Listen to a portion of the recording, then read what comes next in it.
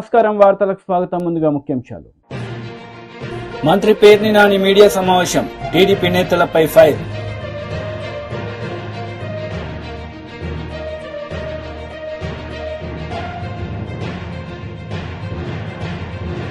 Mandakrishna Madiga media సమావేశం, కడియం శ్రీహరిపై అనుచిత వ్యాఖ్యలు.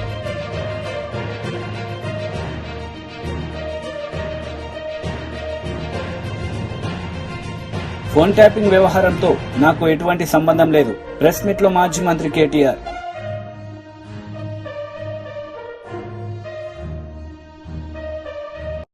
జలవనరుల శాఖ మంత్రి పేర్ని నాని మీడియా సమావేశం నిర్వహించారు. ఈ సందర్భంగా పలు అంశాలపై ఆయన మాట్లాడారు. ఆడితే గాని డొక్కాడని నిరుపేదలు రేషన్ బియ్యం నువ్వు ఇచ్చేటువంటి మనిషికి తలకి 4 కిలోల బియ్యాన్ని లైన్లో గంటల తరబడి నుంచుని బియ్యం తీసుకునేటువంటి కర్మ ఉండకూడదు. పని మానుకుని, అంటే రెక్కాడితే గాని డొక్కాడని పేద జీవులు ఒక రోజు పని మానుకుని 4 కేజీల తలకి 4 కేజీల బియ్యాన్ని లైన్లో నుంచుకుని పోటో రోజో గంటల తరబడి ఆ రోజు పని మానుకుని ఉండకూడదనే జగన్మోహన్ రెడ్డి గారు బియ్యాన్ని ఇంటి ముంగిట్లోకి అందించేటువంటి కార్యక్రమం పెడితే మీకు ఎప్పుడన్నా బుర్రలోకి వచ్చిందా? అరే పేదవాడు బియ్యం తీసుకోవాలంటే 1 రోజు 2 రోజులో పని మానుకుని కూలి మానుకుని వచ్చి లైన్లో నుంచోవాలి రేషన్ షాప్ దగ్గర, మనం వాడి ఇంటికి పంపిద్దామే అనే ఆలోచన వచ్చిందా? రాలేదు కదా. అంటే పేదవాడి పట్ల ఏ రోజు మీకు కన్సర్న్ ఉండదు, పేదవాడి పట్ల ఏ రోజు సానుకూలమైన దృక్పథం ఉండదు, మీకు వాడి పట్ల మంచి ఆలోచన చేద్దామనే ఉండదు. ఇవాళ ఎంత మీరు కిరాతకంగా ఆలోచిస్తారంటే, ఎంత రాజకీయాన్ని మిళితం చేసి ఆలోచిస్తారంటే, ఎంతసేపు మనుషుల్ని ఓట్లు ఓట్లు ఓట్లు అది మనిషిగా కనపడ్డు, ఓట్లుగా కనపడుతుంది మీకు. మీరు ఎక్కంగానే 15 లక్షల మంది పెన్షన్లను రద్దు చేయడమే కాకుండా అప్పటికి కాంగ్రెస్ ప్రభుత్వం మంజూరు చేసినటువంటి పేదవాడు కట్టుకునేటువంటి నిరుపేద కట్టుకునేటువంటి ఇంటి కార్యక్రమాన్ని కూడా నిలుపుదల చేసి ఎంక్వైరీ చేసి ఆ ఇళ్లన్నీ ఆపేశావు. సగంలో ఆగిపోయిన ఇల్లు మొండి గోడలతో ఉన్నాయి. ఈ రోజుకి 2014లో చంద్రబాబు నాయుడు ప్రమాణ స్వీకారం చేసిన వల్ల నిలుపుదల చేసినటువంటి మొండి గోడల ఇల్లు ఇప్పటికీ మనకి ఊళ్ళల్లో కనపడతాయి. ఏంటంటే చంద్రబాబు నాయుడు ఎక్కి కాంగ్రెస్ పార్టీ శాంక్షన్ చేసింది కాబట్టి ఆపేయండి అని చెప్పాడు, దాని మీద ఎంక్వైరీ అన్నాడు. 19లో నువ్వు పడిపోయే లోపు ఆ ఎంక్వైరీ ఏమన్నా నిగ్గు తేల్చావా? ఏ కాంగ్రెస్ వాడినన్నా ఏ అధికారినన్నా దొంగగా తేల్చావా? శూన్యం. కానీ అక్కడ నీకేంటంటే కక్ష. కాంగ్రెస్ పార్టీలో పథకం వచ్చింది కాబట్టి దాన్ని నేను ఆపాలి. రాజశేఖర రెడ్డో లేకపోతే కాంగ్రెస్ ప్రభుత్వం పెన్షన్ శాంక్షన్ చేసింది కాబట్టి నేను ఆపాలి, రద్దు చేయాలి. ఆ ఇంటి మీద జగన్ జెండా ఉంది కాబట్టి రద్దు చేయాలి. అంటే ఎంత కిరాతకమైనటువంటి నీచమైనటువంటి ఆలోచనలు అమలు చేసినటువంటి దుర్మార్గుడు నువ్వు. ఇవాళ పేదల గురించి ముసలి కన్నీరు కారుస్తావు. మొట్టమొదటిగా ముఖ్యమంత్రి అవ్వగానే మొట్టమొదటి కలెక్టర్ల సమావేశం పెట్టి ఏం మాట్లాడావు చంద్రబాబు నాయుడు? నువ్వు మా వాళ్ళు 10 సంవత్సరాలు అధికారం లేక అల్లాడిపోయారు, మా వాళ్ళు ఎండిపోయారు, మా వాళ్ళు పనుల కోసం మీ దగ్గరికి వస్తుంటారు, వాళ్ళని కూర్చోబెట్టి కాపీ ఇచ్చి వాళ్ళు ఏం కావాలంటే అది చేయండి.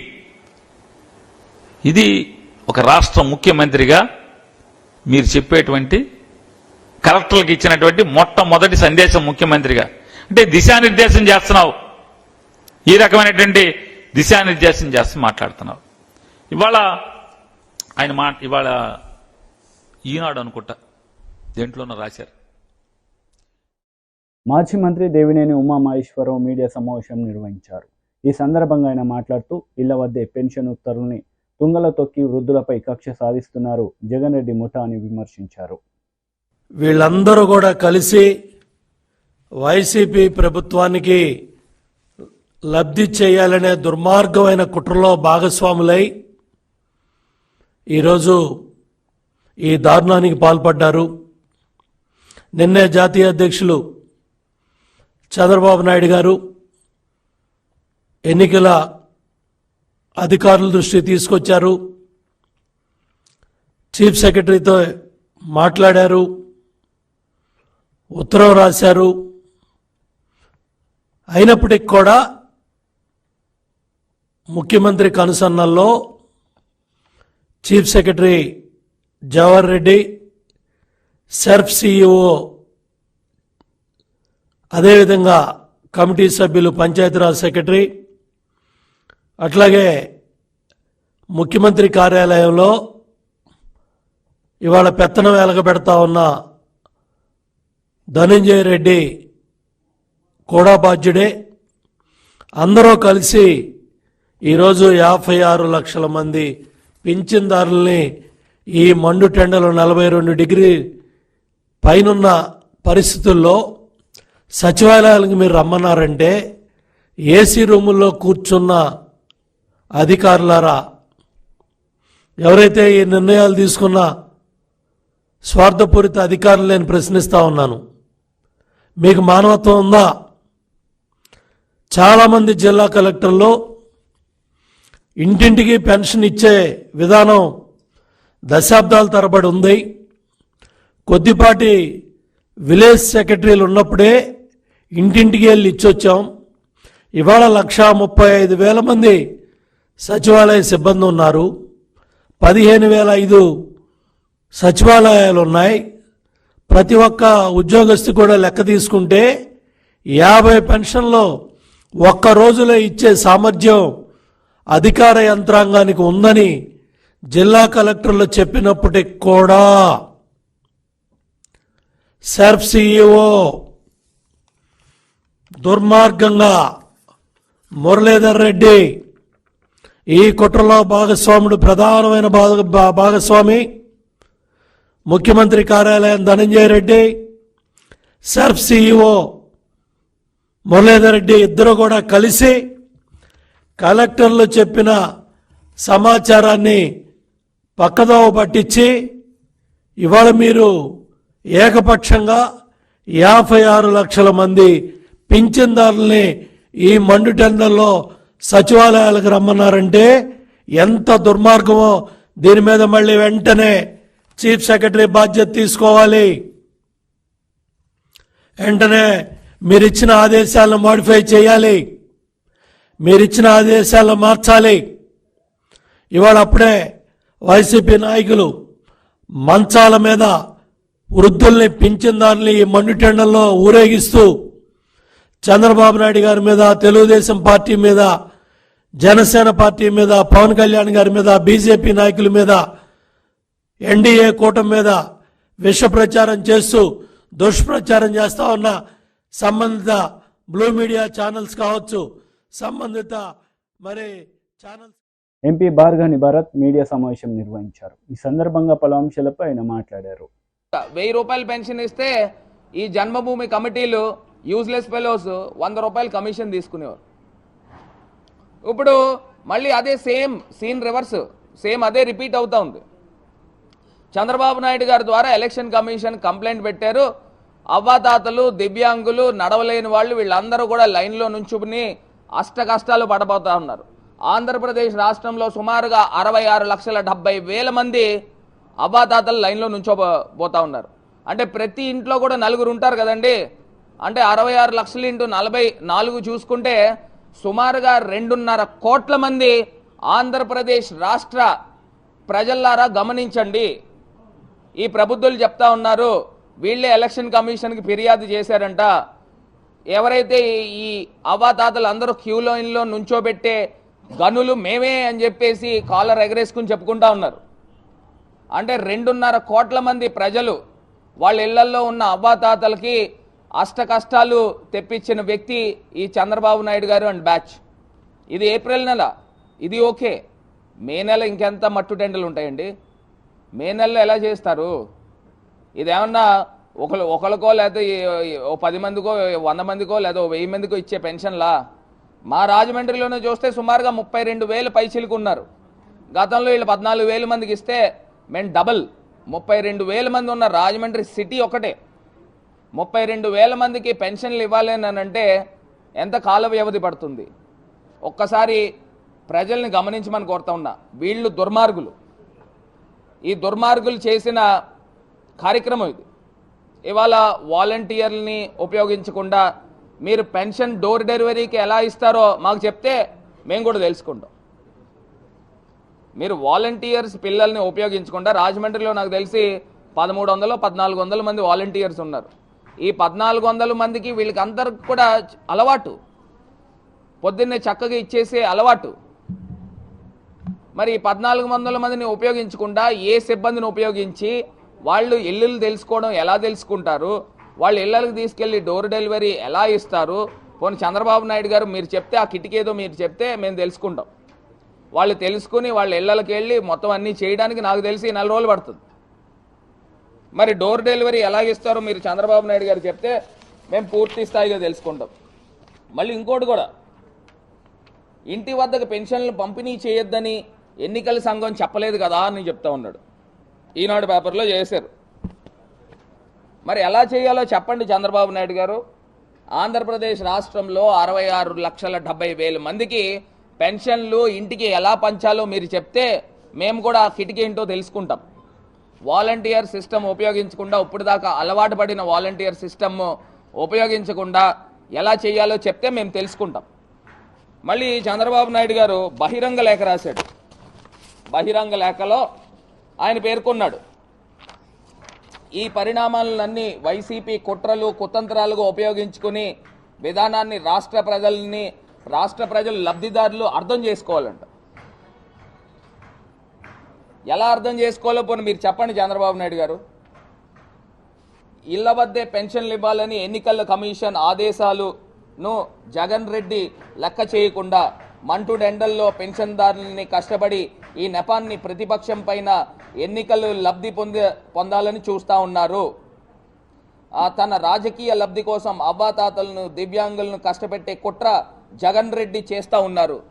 మరి మీరేం చేశారు? గడిచిన 5 సంవత్సరాల్లో 2014 నుంచి 19 దాకా మీరు ఏమన్నా ఏసీ రూముల్లో కూర్చోబెట్టి పెన్షన్లు ఇచ్చారా? లేకపోతే శుభ్రంగా టిఫిన్లో మజ్జిగలో పెట్టి పెన్షన్లు ఇచ్చారా? ఎలా ఇచ్చారు నాయన మీరు?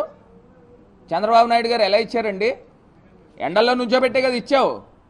ఇవాళ మేము ఎండల్లో నుంచోబెట్టకూడదు, వాళ్ళని వాలంటీర్ల చేత ఇంటికి ఇప్పించాలనేది మా తాలూకా ఆలోచన. నీ ఫార్ములా ఏంటో చెప్పు. పోనీ వాలంటీర్లను ఉపయోగించుకుంటే ఇంటికి తీసుకెళ్ళి ఎలా ఇవ్వాలో నువ్వు చెప్తే పోనీ మేము తెలుసుకుంటాం.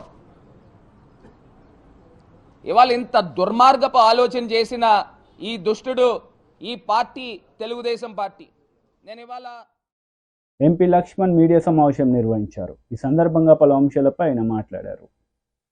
ఇవన్నీ ఎన్నికల్లో కూడా ఏ రకంగా ట్యాపింగ్ జరిగినటువంటి ఉదంతాలు ఒక తెర మీదకి వస్తూ ఉంటే, మరి ఈ రకంగా ప్రతిపక్ష పార్టీల నాయకుల కాళ్లను ఒక రాజకీయపరమైనటువంటి ఒక దురుద్దేశంతో మరి వారు ట్యాప్ చేసి రాజకీయ ప్రయోజనాలు పొందారో, ఇవన్నీ కూడా మరి ఆ సంభాషణలు, ఆ యొక్క విశేషాలు, వార్తలు మరి తెలుస్తూ ఉంటే దిగ్భ్రాంతి కల్పిస్తూ ఉన్నది. మరోవైపు సందట్లో సడమియా మాదిరిగా ఈ అధికారులు ఏ రకంగా కొంతమంది వ్యాపారులను, రియల్ ఎస్టేటు మరి వ్యాపారులను, నగదు మరి అదే రకంగా నగల వ్యాపారులను కూడా ఏ రకంగా డబ్బులు దోచుకున్నారో ఇవన్నీ కూడా మరి చూస్తూ ఉంటే మొత్తం అసలు ప్రజాస్వామ్యం తెలంగాణలో ఏ రకంగా ఒక రాచరిక వ్యవస్థకు తెరలేపారో ఇది అద్దం పడుతూ ఉన్నది. కాబట్టి అంతేకాకుండా అధికార పార్టీల అభ్యర్థులకు ఆ ఎన్నికల సందర్భంలో డబ్బులు సరఫరా చేసినట్టుగా పోలీసు వాహనాల్లో మరి ఈ రకంగా ఎన్నికల కమిషన్ యొక్క యంత్రాంగాన్ని కూడా వారికి ఏ రకంగా మోసం చేసి ఈ తతంగా నడిపించారో ఇవన్నీ చూస్తూ ఉంటే మరి ఇంత తీవ్రమైనటువంటి సమస్యను తేలికగా కేవలం రాజకీయపరమైనటువంటి ఆరోపణలతో సరిపెట్టడము, కొంతమంది పాత్రదారులకే పరిమితం చేయడం చూస్తూ ఉంటే మరి నిజంగా ప్రజలు అర్థం చేసుకోగలుగుతారు.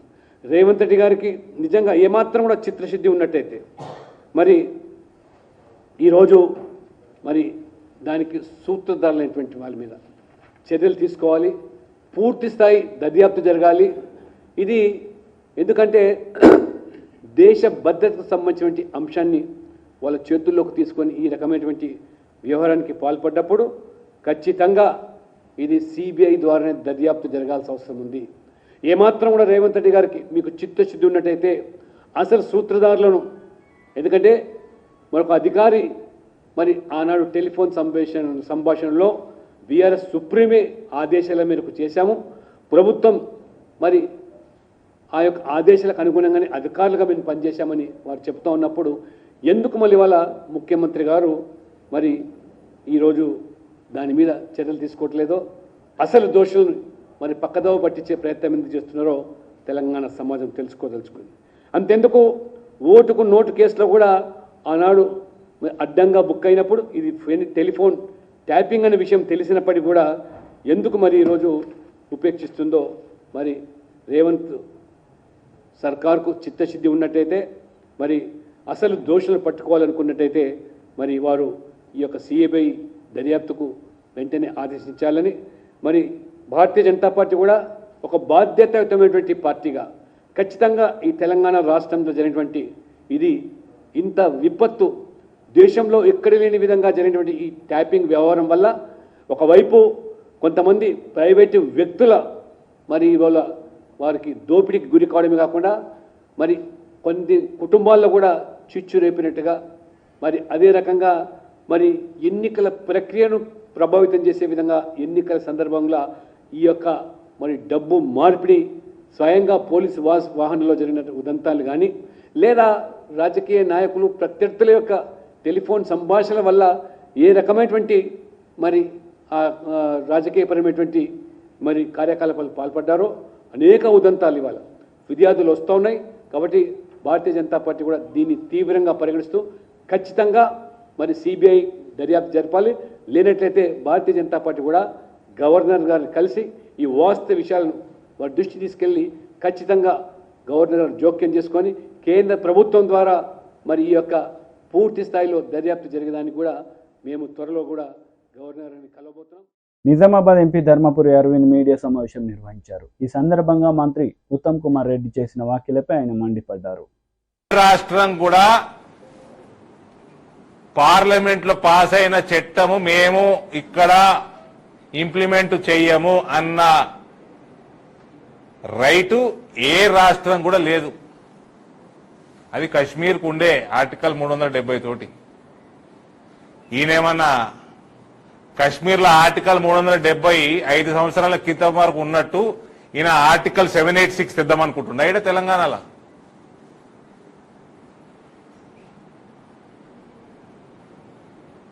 ఏం చేయదలుచుకున్నాడు ఈయన తెలంగాణని?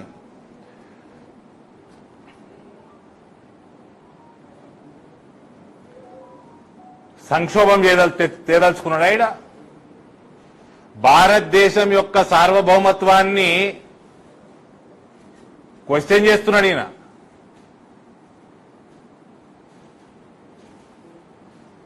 ఈయన ఏ కెపాసిటీలో మాట్లాడి అధికారికంగా చెప్తున్నా నేను, మీడియా మిత్రులు వినండి అని షేర్వాన్ వేసుకొని నెత్తి మీద టోపీ పెట్టుకొని ఇంత పెద్ద గడ్డం పెంచుకొని పూనకం వచ్చినట్టు రోహింగ్యాలకు అడ్డా చేస్తావా తెలంగాణని? బంగ్లాదేశ్కి వెళ్ళి వచ్చిన ముస్లింలకి అడ్డా చేస్తావా తెలంగాణని? ఇప్పటికే కేసీఆర్ బోధన్ని రోహింగ్యాలకు అడ్డా చేసిండు, దొంగ పాస్పోర్ట్లు ఇచ్చిండు. మీ జీవన్ రెడ్డి ఇక్కడ క్యాండిడేట్ జగిత్యాలని పిఎఫ్ఐ అడ్డా చేసిండు. ఈయన రాష్ట్రాన్ని ఏం చేయదలుచుకున్నాడు? ఈయన హోమ్ మినిస్టర్ కాదు, ఇలా హోమ్ మినిస్టర్ ముఖ్యమంత్రి, కాంగ్రెస్ పార్టీ రాష్ట్ర అధ్యక్షుడిగా, ముఖ్యమంత్రిగా, ఈ రాష్ట్ర హోమ్ మినిస్టర్ గా సిఏఏ ఎన్ఆర్సీని అధికారికంగా మేము ఇక్కడ ఇంప్లిమెంట్ చేయము అధికారికంగా చెప్తున్నా అన్న ఉత్తమ్ కుమార్ రెడ్డి వ్యాఖ్యల మీద రేవంత్ రెడ్డి స్పందించాలి. రేవంత్ స్పందించాలి. ఆయన హోంవర్డ్ ఆయన దగ్గరనే ఉందా? ఆయన దగ్గరనే ఉంది కాబట్టి ఆయననే స్పందించాలి. నల్గొండ ప్రజలు కాంగ్రెస్ కి బుద్ధి చెప్తే గాని వీళ్ళు బాగుపడరు, మనం బాగుపడనియరు.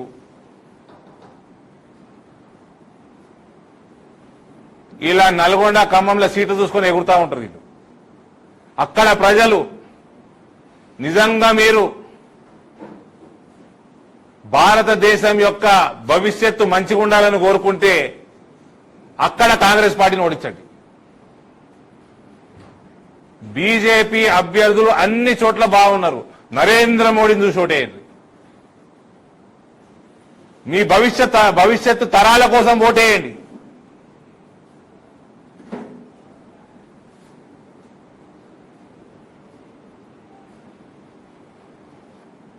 రాజ్యాంగ సంక్షోభం తెచ్చే విధంగా ఉత్తమ్ కుమార్ రెడ్డి మాట్లాడితే అది ఎట్లా నివారించాలనో 1948లో సర్దార్ పటేల్కి తెలుసు, 2024లో అమిత్ షాకు కూడా తెలుసు.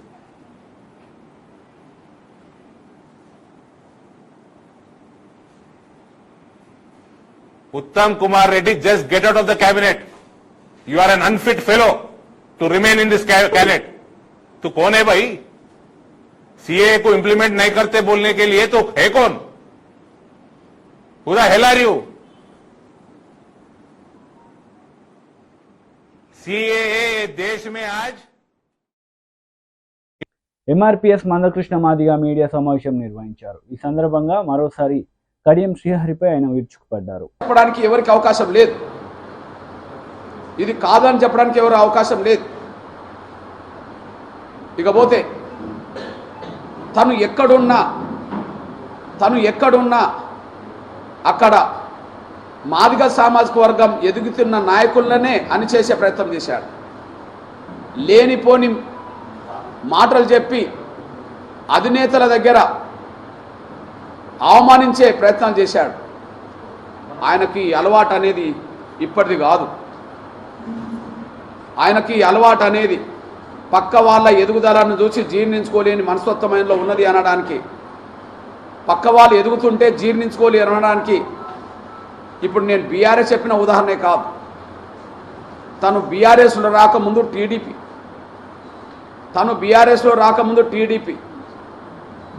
టీడీపీలో మోత్పల్లి నరసింహులు గారిని కూడా రాజకీయంగా ఎదగకుండా అప్పుడప్పుడు అడ్డంకులు కల్పించడానికి చాలా కుట్రలు చేసిన సందర్భాలు ఉన్నాయి.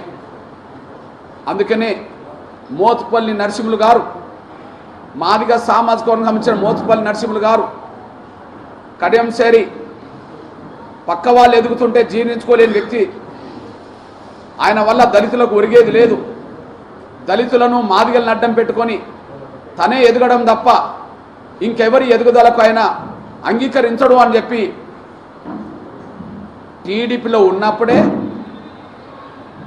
కడియం సేర్ గారు టీడీపీలో ఉన్నప్పుడే, మోత్పల్లి నరసింహులు గారు టీడీపీలో ఉన్నప్పుడే కడియం సేర్ గారి ఈర్ష్య ద్వేషం మనస్తత్వం గల వ్యక్తి అని టీడీపీలో ఉన్న కాలంలోనే మోత్పల్లి నరసింహులు చెప్పాడు.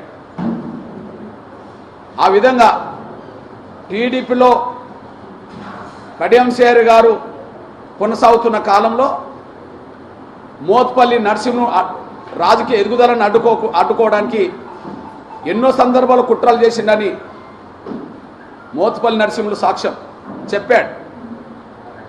అంటే పక్క వాళ్ళ ఎదుగుదల చూసి జీర్ణించుకోలేని కుళ్ళుబోతు మనస్తత్వం కడియం సేర్దని సాక్ష్యం. ఇకపోతే ఈరోజు కాంగ్రెస్లో చేరాడు. తన బిడ్డను కాంగ్రెస్లో చేర్పించాడు. మళ్ళీ టిక్కెట్ తెచ్చుకున్నాడు బిడ్డకు. ఎంత హాస్యాస్పదం, ఎంత అవకాశవాద రాజకీయం, ఎంత హాస్యాస్పదం, ఎంత అవకాశవాద రాజకీయం. బీఆర్ఎస్లో సిట్టింగ్ ఎంపీగా ఉండబడే దయాకర్కు టిక్కెట్ రాకుండా తన బిడ్డకు తెచ్చుకున్నాడు. అక్కడ దయాకర్ గారి రాజకీయ ఎదుగుదలను జీర్ణించుకోలేకపోతున్నాడానికి సాక్ష్యం సిట్టింగ్ ఎంపీ టిక్కెట్ బీఆర్ఎస్లో తెచ్చుకోవడం. ఇక బీఆర్ఎస్లో మాదిగలకు గౌరవం దక్కట్లేదని దయాకర్ కాంగ్రెస్లో చేరాడు. సిట్టింగ్ ఎంపీగా కాంగ్రెస్లో చేరితే బీఆర్ఎస్ పార్టీ భువనగిరి పార్లమెంటరీ నియోజకవర్గ సమావేశంలో మాజీ మంత్రి హరీష్ రావు పాల్గొన్నారు. ఈ సందర్భంగా పలు అంశాలపై ఆయన కార్యకర్తలకు దిశానిర్దేశం చేశారు.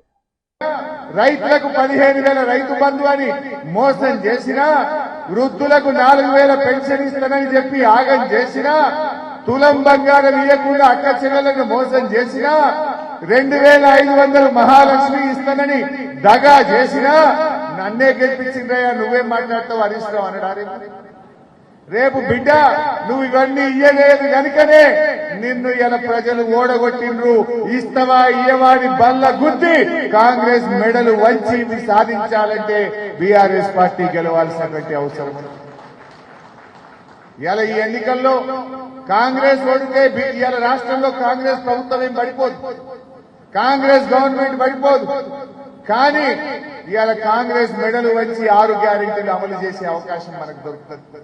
అవి అమలు జరగాలంటే ప్రశ్నించే గొంతు ఇవాళ బీఆర్ఎస్ పార్టీ గెలవాల్సినటువంటి అవసరం ఉంది.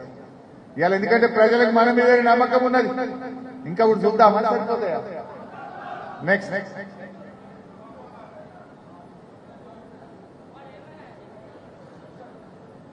పన్నులు మొదలయ్యే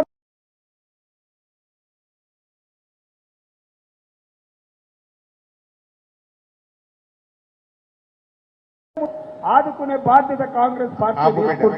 15,000 రైతు బంధు వచ్చింది, అది ఎవరికన్నా వచ్చిందా?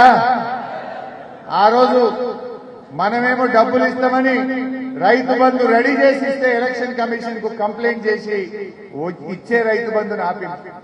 4 నెలలైనా ఇప్పటికి కూడా రైతు బంధు డబ్బులు ఇంకా పూర్తిగా రైతుల అకౌంట్లలో పడలేదు. ఇవాళ నేను మీతో కోరేది ఒక్కటే, రైతులతో మీరు చర్చ పెట్టండి. 15,000 రూపాయల రైతు బంధు బడ్డోళ్లు కాంగ్రెస్ పార్టీ ఓటైంది.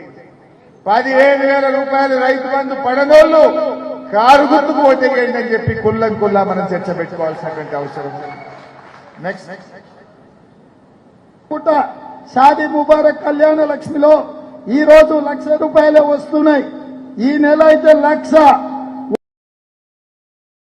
వర్షతో పాటు తులం బంగారం ఆడపిల్లలకే ఇచ్చే వచ్చిందా అమ్మ తులం బంగారం ఎవరికన్నా? నిన్ననే నేను పేపర్లు చదివినా, ఈ 3 నెలలనట బంగారం ధర 15% పెరిగిందట. 71,000 తులమైందట. అది కూడా బాగా పెరుగుతుంది. మరి ఇప్పుడు మనం ప్రజల్లో చర్చ పెట్టాలి. కేసీఆర్ ఉండగా ఈ కళ్యాణ లక్ష్మి షాదీ ముబారక్ మనం ఓట్ల కోసం చెప్పినామా? ఎన్నికల మేనిఫెస్టోలో చెప్పినామా? గెలిచిన తర్వాత ఆడబిడ్డలకు మేలు చేయాలని కేసీఆర్ గారు 13 లక్షల ఆడపిల్లల పెళ్లిళ్లకు కళ్యాణ లక్ష్మి కింద సాయం చేసినారు. కానీ వీళ్ళు ఎన్నికల ముందు ఆడబిడ్డలను ఊరించి తులం బంగారం ఇస్తామని సెంటిమెంట్ మాటలు చెప్పి గెలిచి 4 నెలలైనా తులం బంగారం లేదు, అసలు కొత్త కళ్యాణ లక్ష్మి కూడా వస్తలేదు. ఇంకా అసలు ఈ గవర్నమెంట్ వచ్చినాక పెళ్లిలైన వాళ్లకు ఆ 1,00,000 రూపాయలు కూడా వస్తారు. ఇప్పటికి ఆ వెనకట మా వాళ్ళు మా శేఖర్ రెడ్డి లింగయ్య గారు సంతకం పెట్టిన ఆ చెక్కులే ఇంకా ఆడిట వస్తుంది. ఏం కిషన్ అన్న కొత్త ఏది రాలేదు. అందువల్ల మనం ప్రజల్లో చెప్పాలి, తులం బంగారం రావాలంటే శ్యామ మల్లేశం అన్నను గెలిపింది మా వాళ్ళు. మాజీ మంత్రి కేటీఆర్ ప్రెస్ మీట్ నిర్వహించారు. ఈ సందర్భంగా ఆయన మాట్లాడుతూ ఫోన్ ట్యాపింగ్ వ్యవహారంతో నాకు సంబంధం లేదని స్పష్టత ఇచ్చారు. రైతులకు 2 లక్షల రుణమాఫీ చేస్తా అని ఇచ్చిన హామీలను రుణమాఫీ చేయాలని సీఎం రేవంత్ రెడ్డిని డిమాండ్ చేశారు. కూడా ఫోన్లకు వెళ్ళి మీకు లీకులు వస్తాయి. ఈయన లీకు వీరుడు. మరి లీకు వీరుడు ఏదో కష్టపడి నా క్యారెక్టర్ అసాసినేషన్ చేయాలనే ప్రయత్నంలో చాలా బలంగా ఉన్నాడు. ఎవరో హీరోయిన్లను నేను బెదిరించిన అంటది ఆ మంత్రి. ఆమెకు నెత్తుందా లేదా నాకు తెలియదు. నాకు అంత కర్మ ఏంది, నాకు ఈ దిక్కుమాలిన పనులు చేయాల్సిన పరిస్థితి ఏంది, నాకు ఎలాంటి ఫోన్ ట్యాపింగ్ వ్యవహారంతో నాకు ఎలాంటి సంబంధము లేదు. ఈ అడ్డమైన మాటలు ఎవరైనా మాట్లాడితే, చెత్త మాటలు ఎవరైనా మాట్లాడితే వారు మంత్రి అయినా ముఖ్యమంత్రి అయినా తాట తీస్తాము, లీగల్గానే చూసుకుంటాం. తాట తీస్తామంటే మళ్ళీ మీరు ఇదే యూట్యూబ్లో తమ్మునీళ్ళు పెట్టి తాట తీస్తామన్నాడు ఈయనకు అహంకారం ఎక్కువ అని చూపెడకూరి. అదే వినండి, తొందరపడకండి. తప్పకుండా లీగల్గానే ఎదుర్కొంటాం, న్యాయపరంగానే ఎదుర్కొంటాం. మాకు ఎవరిని బెదిరించాల్సిన అవసరం కానీ ఎవరిని ట్యాపింగ్ చేయాల్సిన అవసరం కానీ లేదు. కానీ దయచేసి మీడియా మిత్రులు నేను కూడా కొడతా ఉన్నా. 2014లో మా ప్రభుత్వం వచ్చింది. మా ప్రభుత్వం రాకంటే ముందు కాంగ్రెస్ ప్రభుత్వం 10 ఏళ్ళు ఉంది. ఆనాడు కాంగ్రెస్ ప్రభుత్వం, దయచేసి ఇది గుర్తుపెట్టుకోండి, రాయండి, మీరు కావాలంటే మీ ఆర్కైవ్స్లోంచి తీయండి. ఆనాడు కిరణ్ కుమార్ రెడ్డి గారు 2011లో ముఖ్యమంత్రిగా ఉన్నప్పుడు మేము ఆరోపణలు చేయలే. కాంగ్రెస్ ఎంపీలు ఆనాడు ఈరోజు కాంగ్రెస్ ప్రభుత్వంలో మంత్రులుగా ఉన్నవాళ్ళు, ఎమ్మెల్యేలుగా ఉన్నవాళ్ళు కోమటిరెడ్డి రాజగోపాల్ రెడ్డి, డాక్టర్ వివేక్, గడ్డం వివేక్, అదేవిధంగా పొన్నం ప్రభాకర్ గారు ఈరోజు మంత్రి. వీళ్ళు ముగ్గురు ఆనాడు ఆరోపణ చేసినారు. సుఖేందర్ రెడ్డి గారు కూడా ఉన్నారు అనుకుంటా. అప్పుడు మా ఫోన్లను ట్యాపింగ్ చేస్తున్నాడు కిరణ్ కుమార్ రెడ్డి, తెలంగాణ కాంగ్రెస్ ఎంపీల ఫోన్లను ట్యాపింగ్ చేస్తున్నాడు కిరణ్ కుమార్ రెడ్డి అని చెప్పి ఆనాడు కాంగ్రెస్ ఎంపీలు అప్పటి కాంగ్రెస్ ప్రభుత్వం మీద ఆరోపణ చేశారు. సరే, ఆ తర్వాత ముఖ్యమంత్రి గారు నేను చేయట్లేదు అన్నాడు, అది వేరే విషయం. నేను రేవంత్ రెడ్డి గారిని కూడా కొడతా ఉన్నా. మీరు 2014 నుంచి ఎందుకు? అంతకుముందు మీ వాళ్ళే ఆరోపణ చేశారు కదా. 2004 నుంచి తీయండి ఫోన్ ట్యాపింగ్ ఏమేమి జరిగింది, ఎక్కడెక్కడ జరిగింది, 2004 నుంచి ఏమేమి కుంభకోణాలు జరిగినాయి, లంబకోణాలు జరిగినాయి అన్ని తీయండి. ఇంకొక మాట కూడా నేను మిత్రులారా మీకు గుర్తు చేస్తా ఉన్నా. అధికారులు మారలేదు, ప్రభుత్వం మారింది, పార్టీ మారింది. ఇదే శివధర్ రెడ్డి ఈరోజు ఇంటెలిజెన్స్ డీజీ అనుకుంటే ఇప్పుడు ఆయన. ఆనాడు ఇంటెలిజెన్స్ ఐజీగా ఉన్నారు కేసీఆర్ గారి గవర్నమెంట్లో. ఈరోజు టీఎస్పీఎస్సీ చైర్మన్గా ఉన్న మహేందర్ రెడ్డి గారు ఆనాడు రాజశేఖర్ రెడ్డి గారి గవర్నమెంట్లో ఇంటెలిజెన్స్ ఐజీ, ఆ తర్వాత మా ప్రభుత్వంలో డీజీ, హైదరాబాద్ సిపి. మరి ఈరోజు డీజీపీగా ఉన్న రవి గుప్తా గారు ఆనాడు హోమ్ సెక్రటరీ. వీరందరూ కూడా మరి ఈరోజు మా మీద చేసే ఆరోపణలు కానీ, ఇష్టం వచ్చినట్టు ఇచ్చే లీకులు కానీ, మాట్లాడుతున్న మాటలు కానీ, ఆ రోజు అధికారుల ప్రమేయం నిజంగానే జరిగింది అనుకుంటే ఒక్క నిమిషం, ఈ అధికారులకు ఎవరికి తెలియదా? వారెవరు బాధ్యులు కాదు, ఒక కేసీఆర్ గారు మాత్రమే బాధ్యుడు అనే లైన్లో ఇవాళ ఏదైతే లీకులు ఇస్తున్నారో లీకు వీరుడు, నేను అడుగుతా ఉన్నా. మరి మహేందర్ రెడ్డి గారు, శివధర్ రెడ్డి గారు, రవి గుప్తా గారు, ఇంకా చాలా మంది ఉన్నారు, సజ్జనార్ గారు అన్నాడు ఎస్ఐబి చీఫ్, వీళ్ళందరూ ఉన్నారు. మరి అధికారులే మారలేదు కదా. ఫోన్ ట్యాపింగ్ నేను డిమాండ్ చేస్తున్నా ఈ ప్రభుత్వాన్ని, మీకు చిత్తశుద్ధి ఉంటే 2004 కెళ్ళి మొదలుపెట్టు. ఏమేమి ట్యాపింగ్లు జరిగినాయి నేను నా ఆరోపణ కాదు కదా. ఈరోజు నీ ప్రభుత్వంలో నీ పక్కన కూర్చున్న పొన్నం ప్రభాకర్ గారే ఆ రోజు ఆరోపణ చేసిండ్రు. ఏమని? ఆనాడు కిరణ్ కుమార్ రెడ్డి ప్రభుత్వం నా ఫోన్ ట్యాపింగ్ చేస్తుంది. మరి అది వాస్తవమా కాదా? బయటికి తీ, విచారణ గ్యాంబిట్ పెంచు. ఆనాడు అధికారులు. వార్తలు ముగించే ముందు ముఖ్యాంశాలు మరోసారి. మంత్రి పేర్ని నాని మీడియా సమావేశం, టీడీపీ నేతలపై ఫైర్.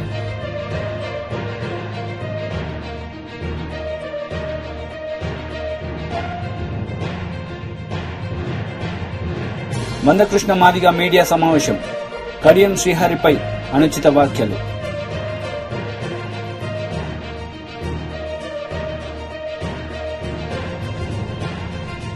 ఫోన్ ట్యాపింగ్ వ్యవహారంతో నాకు ఎటువంటి సంబంధం లేదు, ప్రెస్ మీట్ లో మాజీ మంత్రి కేటీఆర్.